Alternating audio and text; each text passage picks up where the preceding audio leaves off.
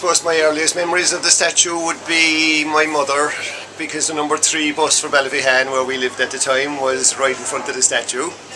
So my earliest memory would be of my mum telling me about Father Matthew and the temperance movement and what it meant to Cork City. As a Cork man, I suppose it's as iconic as the English market is at this stage. It's just part of the character of Cork, and you know, you come onto Patrick Street and you see Father Matthew's statue and you say, you know, home.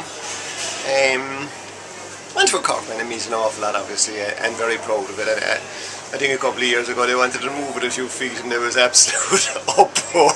And it's amazing what people think of monuments like Father Matthew's statue until somebody tries to do something with it, and then all of a sudden you realise, you know, people really do recognise this and respect it for what it is, and you know, you ain't moving this one.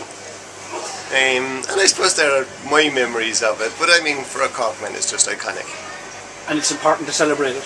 It's very important to celebrate it, because you know, sometimes you don't see the wood for the trees, as the fella says, and you don't realise, you know, the connections these have with your past and with your history. And again, as a trader in the English market, I mean, you're very much aware of how important tradition and heritage is to a city. And I suppose as a trader in the English market, sometimes you kind of think, do people realise how important it is?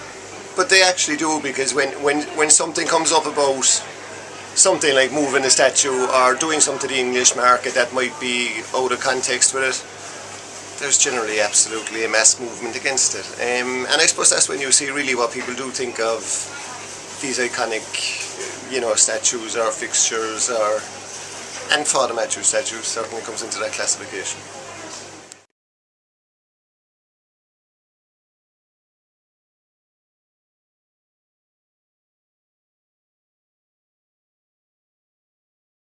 Father Matthew's statue, heartbeat of life in Cork.